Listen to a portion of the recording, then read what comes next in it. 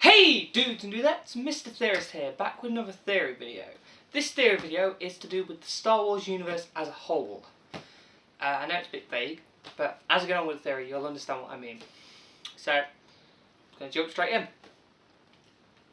Do you all remember the beginning of Episode 4, New Hope, Star Wars, whichever name you want to go by, when Obi-Wan is talking to Luke, and he basically explains to him that the Force is kind of like this living essence that surrounds everything.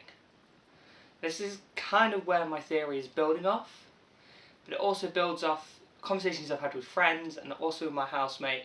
I explained a bit that he's kind of made me understand about the prequels. Yeah, so what I'm saying is, what's my theory as a whole about the Star Wars universe? It's that I believe there is one story that isn't about our characters like specific characters, but there is more. It's about the Force and what the Force wants to do with everything the Star Wars universe has happened so far. So, from what I can gather about the history of Star Wars, way back when the Jedi were first being formed, the Jedi discovered the Force, and then over time, the Sith came from the Jedi, and then disbanded and became their own faction, and then the war happened. My idea is that when the Jedi first found the Force and started to use it, this caused corruption. Because the Force itself is meant to be this living essence that surrounds and connects everything. When the Jedi start using it, even if it's just for good reasons, it causes a corruption. The balance is tipped. Instead of this living essence being completely neutral, it's being used for one side or the other. So I believe that the Sith were then created by the Force, so that the balance could be tipped back, and so the Siths were the countermeasure to the Jedi. That's what it was originally. But then over time, because of the wars that kept breaking out, as in the games of the Old Republic and stuff, over time the Sith started to lose and the Jedi rose to power. And then eventually we get up to what people say is kind of the worst of the whole saga. I don't mind them. The prequels.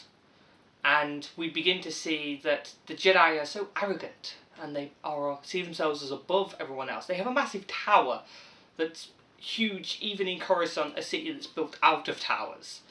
And instead of being the monks that they originally were meant to be, they've become political figures that will sway the universe in certain ways.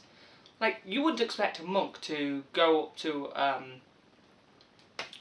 what are their names? Viceroys, and be like, can you not do what you're doing to that planet, please? It's not great. Because, yeah, they're being used. They see themselves almost policing forces. So, the Force has to step in again. But this time, instead of creating another corruption within the Jedi, it gives birth to something. It gives birth to Anakin Skywalker. And then through Anakin Skywalker, it wipes the slate clean, annihilates the Jedi, which tips the scales back again.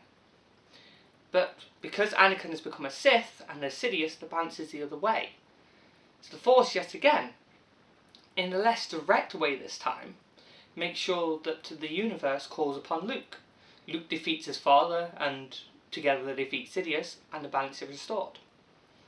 Now, this is all stuff that we all know, and it's adding in a couple of my own ideas and stuff that my housemate has spoken to him about, especially the idea that Anakin is like a tool for the Force. He basically explained this to me years ago, back when I was a wee little lad. And yeah, and then through that, this whole thing has come to pass. But yeah, then we get to the Force. Then we get to the Force Awakens. How does this all tie in?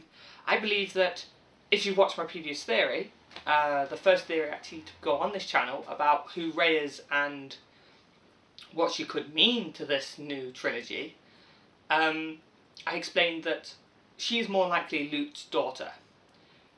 But what Luke has done is he's kind of risen the Jedi back up.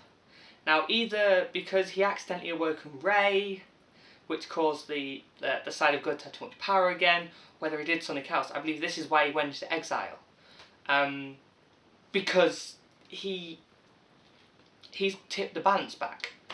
And that's the whole point of the Star Wars universe. It isn't just the Jedi and the Sith and the universe gets caught up in the middle of it. No, the Force is the very foundation of this all. And that what we are seeing is we're trying to see the Force find an equal equation. Something that can hold the good of the Force and the dark of the Force together. This prophecy about the Chosen One, it's because the Force, it's true, the Force wants a being to be like that. Ever since the Jedi first tapped into the Force, it needs to find a being that can hold all of its essence and not just one half. Now at first we thought it was Anakin. We believed that Anakin was the Chosen One because we see in the prequels he brings balance, but he doesn't really.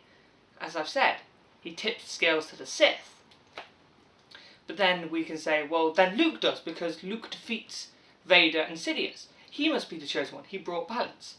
Again, I don't think so. I believe that Luke has done something to tip the scales.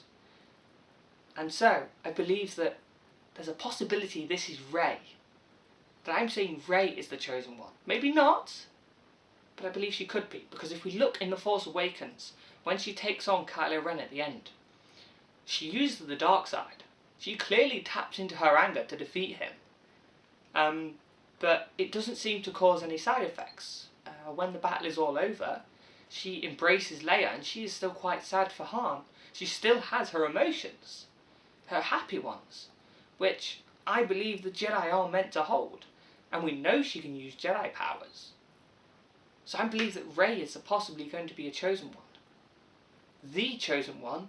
Maybe, but maybe there isn't. Maybe the prophecy has been read all wrong, and the Chosen One is simply one of that time. Maybe Anakin was the Chosen One for that time. Maybe Luke was the Chosen One for that time. And now Rey has to be, because the dark side has risen, and without Luke and the other Padawans, the balance is tipped again. And the whole point of Star Wars universe is to keep that natural balance. Anyway guys, these are my ideas. I know it's less of a theory and more me just giving my ideas in the Star Wars universe, but it's kind of me theorising about why certain events have played out the way they have. And I hope you have enjoyed this video. If you have, hit the like button, comment, tell me what you think, if you've thought similar ideas, if it contradicts anything that you might believe the Star Wars universe is all about. As always guys, if you would, please subscribe. Until next video, I'll catch you guys later. Bye!